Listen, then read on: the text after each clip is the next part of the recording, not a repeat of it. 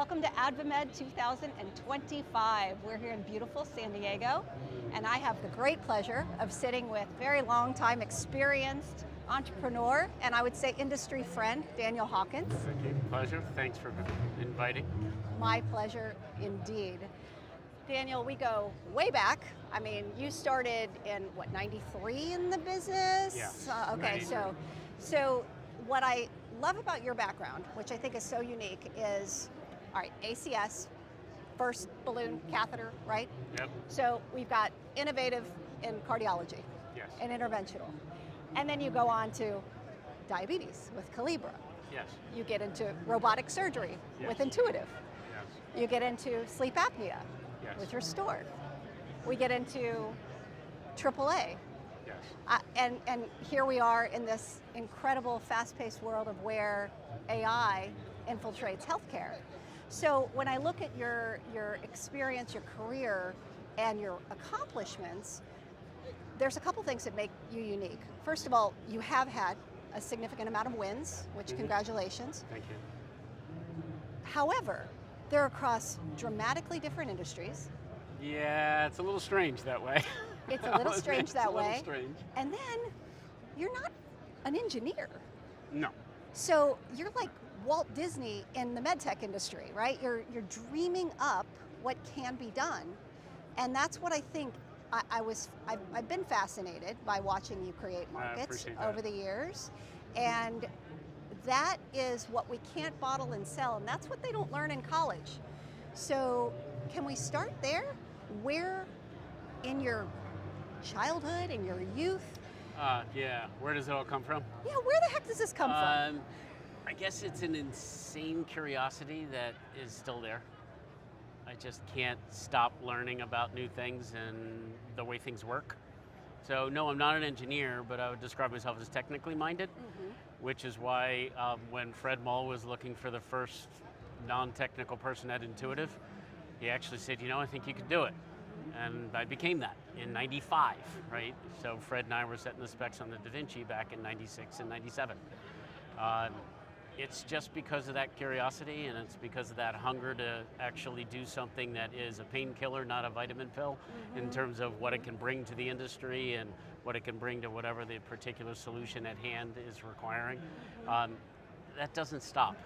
I'm running a company right now, but at the same time, I'm still fascinated by what I hear people talking about here. New technologies, new ways to do PFA, new ways to monitor patients, new ways to cross CTOs. It's just, I can't stop thinking about it. It's authentic, Daniel. I've Yeah. seen you. I've seen it. I mean, it really is. It's where you are. It's who you are. It's pathology is what it is. It's legitimately pathologic. You say that like that's a bad thing. Come on. No, that's phenomenal. That's really, really interesting. Let's unpack that Intuitive a little bit more, because you probably are well aware our company is fundamentally deep on the robotics side, and it's, if there's one thing that we know, it's very hard. It's a very hard market.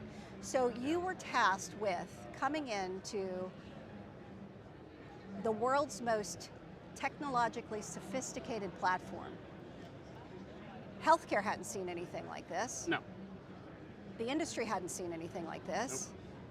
And not only is it technologically sophisticated, it was a little expensive, and it took up a lot of real estate in the hospital. Yes, yes.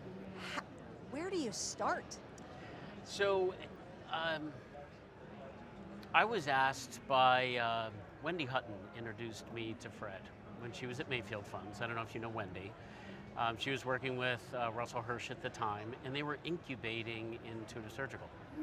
And I called Wendy and I said, gee, Wendy, I'm in a situation where I'd rather go do something different. I want to be involved in clinical. I was with more of a technologically oriented company. It was Omnicell. I don't know if you're familiar with Omnicell. Sure. Great company, but it just didn't feel like the right fit. So I called Wendy and she introduced me to Fred. And I heard what the problem was they were trying to solve. Fundamentally, making minimally invasive surgery ubiquitous, but not changing the surgical technique. And I thought, well, that's an interesting paradox. Immediately there's a paradox there, because up is down and down is up and left is right and right is left in minimally invasive surgery. And I thought, well, gee, if they can solve that, that would be compelling. I went to SRI and saw the technology on a bench. Those original pictures that have shown up on LinkedIn where they have the very janky looking giant arms. That's what I saw. Okay. When I walked in, I saw that with Fred, and I said, Fred, I hope you can shrink all this. He said, yes, we can. And we immediately went to go look at the business end, which was a chicken breast on a Dixie plate. And I watched suturing, and I turned around and I said, I'm in. That was it, because I realized you can change something there. But what most people don't realize now, because we freely talk about robotic surgery, those two words could not be put together in 1997, 98, 99. You just couldn't put them together. That was an offensive two things to put together. I was running marketing, upstream and downstream, and robotic surgery was heresy. It was called computer-assisted surgery back then, because the whole notion of a robot was problematic. I've gotten thrown out of ORs by using the word robot back in 1998. The very surgeon who threw me out became the third one to buy one. Because over time, you show the capabilities and you move a market, right? I'm sorry for the price. I'm responsible for the first sale.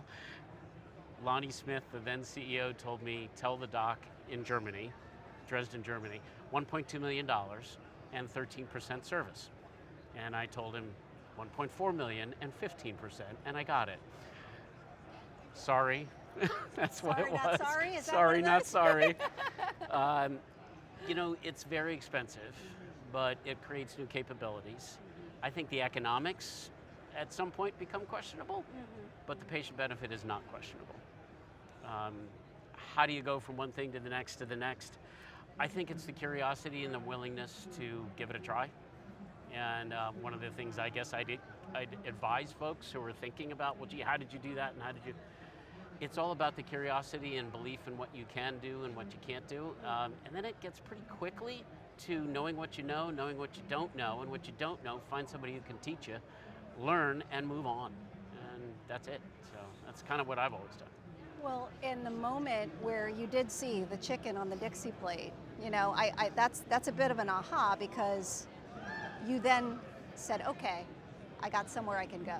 I've got a bit of a North Star here, Yes, right? 100%.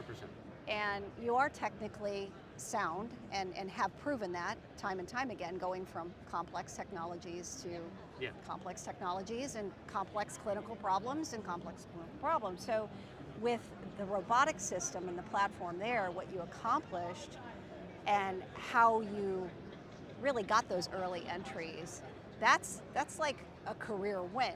So where do you go from there that really charges you up? And what was it that the drew next you? complicated problem. Yes. I think that's where you go. So I'm interested in those things that make enormous differences, not incremental. Incremental is actually just not that fun. It's the enormous differences. So my next enormous difference was, oddly enough, in biotechnology. I was asked by the founder of Amgen to join him in a biotech startup. We lost funding because of 9/11, unfortunately. Then it became the apnea, and it became then neurostim for obesity, and then it became starting companies on behalf of two venture firms. So that's how we got started in Calibra. That was an interesting one. We tried to solve a problem that most people didn't recognize as a problem. But one of the partners in that group of three was a diabetic, is a diabetic. He's thankfully still with us, Cliff Alfernus. And he has recognized getting stared at in a bathroom with a syringe. That's a very challenging thing for a patient. He never really thought about reformulating the syringe into something that was skin worn, but when we saw a technology that would allow very, very precise micro pump movements, it was his observation. We said, wait a minute, you can deliver drug with this. Oh my goodness, you can deliver insulin with this. Calibra was born. 10 minutes later, we're at a whiteboard drawing how to do it. And it was my job to convince the venture community. We ended up convincing 3 Arch partners who did not raise any funds past their most recent one a number of years ago. And J&J ultimately acquired it, divested, and it became Calibra, and I'm thrilled to see it in market right now. I've seen patients wearing it. And that's one of those things where you can't undo that feeling. It's an extraordinary feeling.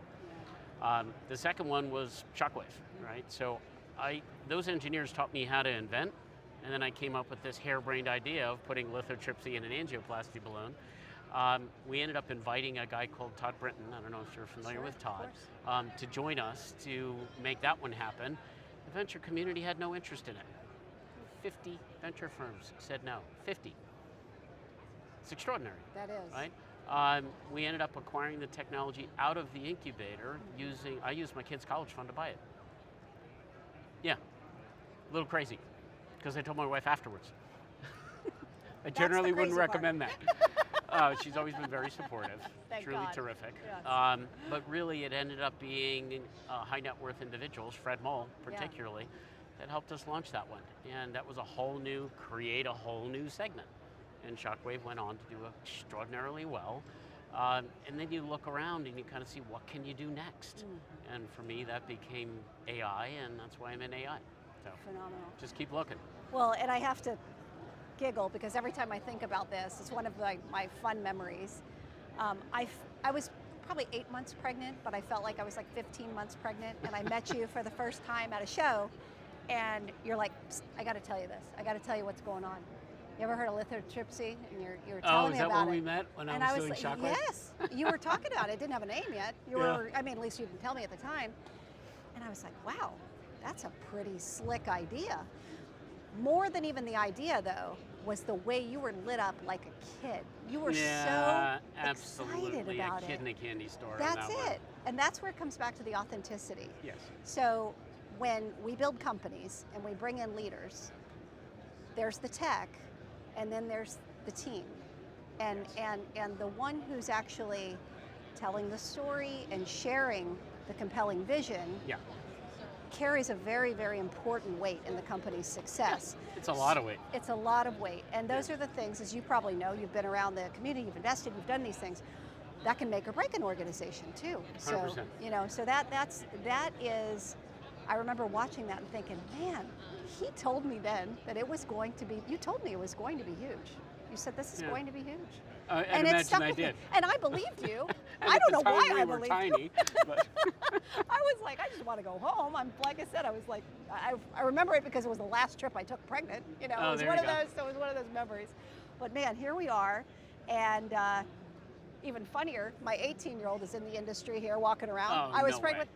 Yep, right over there. Oh no.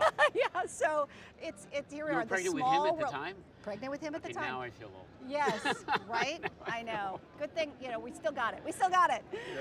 But no, that was phenomenal, and your successes to date have been incredible. So tell us about Vista AI. Okay. And why now is the time for this? Because the market is so interesting with headwinds and tailwinds associated with digital with and AI. and yeah, hack it's a very and health appropriate tech. way of describing it. They're head and tailwinds. I almost considered not running another one. And then I got a headhunting call from the folks who were trying to find a CEO for Vista. We're backed by Khosla Ventures. So Vinod and the whole team at Khosla is doing an extraordinary job of figuring out how to apply AI to healthcare. And it's a passion of Vinod's. So it turns out that the clinical problem we're solving is meaningful enough that it got my attention, right? So I started to take a look.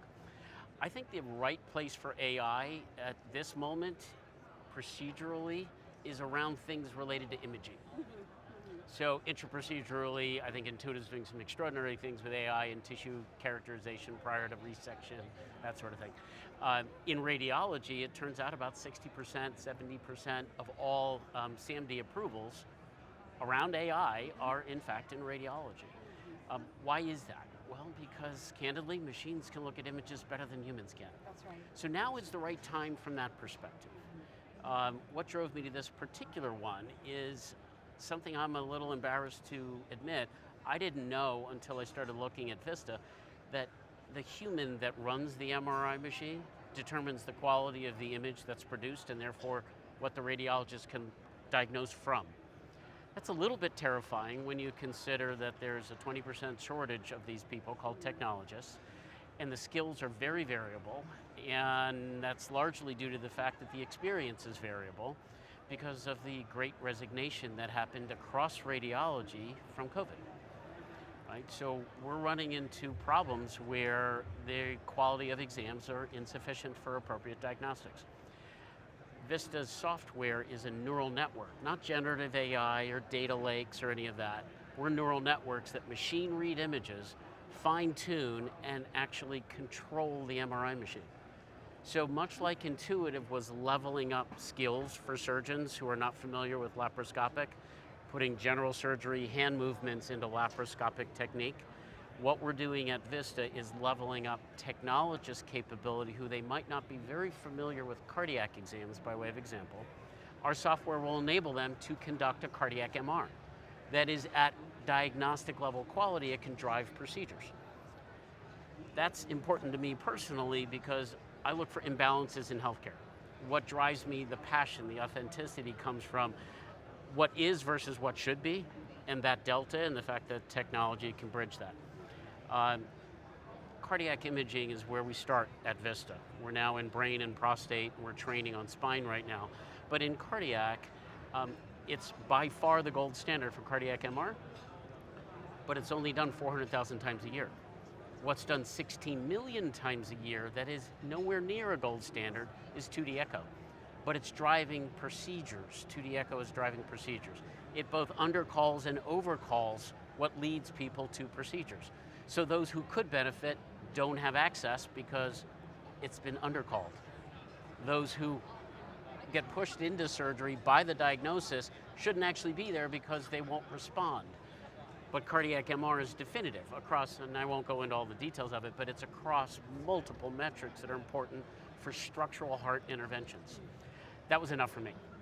And when I looked at the technology that came out of Stanford's MR Research Lab by a cardiologist with the support of GE and Siemens, I thought, well, gee, I have to look at this. And when I looked further, it became too compelling. So I decided to do one more. It'll be more than one, but okay. But okay. It probably will be. It will be. No, it's exciting. It really is. And I'm with you. I've been watching the oncology side with imaging for years now. This is not a new game. We have to stop with the spook language around what can be done and realize we've got superpowers available if it's harnessed in the right way. That's right. So that's exciting. That is really exciting. Very exciting stuff. That is really very exciting stuff. And we're enabling cardiac MRI to be delivered in centers that literally have never done it before. And they're doing 5 to 7 a week when those patients otherwise didn't have that available to them. Cardiac MR is only done in 2% of all 2% of all magnets in the country. But arguably it's needed across the entire country. That means if you don't live near a center that you can get it, you just simply won't get it. So you're getting inferior diagnostic modality against what should be delivered by clinical study proof. Right, and we're not talking about a broken bone. We're talking about heart, That's brain. Right. That's right. You know, these are serious level so this one is issues. The right time for it. You know, right? yeah. And it's fundable now. Mm-hmm. It's technologically possible now. Mm-hmm. And in fact, we haven't yet put out the press release, but we will. That we just raised this very substantial round. Almost half of it came from customers, health systems. Wonderful. Some extraordinary names will come out on the press release. I have to get it approved first, so Sure. I'm not going to talk about it yet. Sure. But that gives you some indication of how important this topic is because millions and millions of dollars came from some of the world's best institutions, certainly the United States' best institutions, because of the problems that are being solved. Those are the ones I like to go after. That's where the passion is going after those problems. That's incredible. And what a vote of confidence with that kind of investment pool. That's powerful. Yeah. That is That's powerful. what makes it fun. That's what makes it fun. Exactly. And generally, you're doing great. You're still living out west? I am. Still? Yes. Yeah? Yes. You traveling San quite a bit Francisco. still? Yes. I don't know that I'm home much for the balance of the year. Yeah. Frankly. Yeah, it's you're conference on the season, show. as they like to say. It is true. It is Yes, true. absolutely. Well, I so appreciate you grabbing a few minutes and catching Certainly. up today. Fun to see you again. Always great seeing you for sure. And to everyone, we appreciate you joining us at AdvaMed.